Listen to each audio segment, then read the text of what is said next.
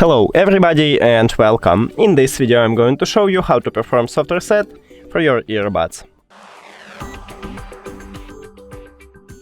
You have to start by put your earbuds to the charging case.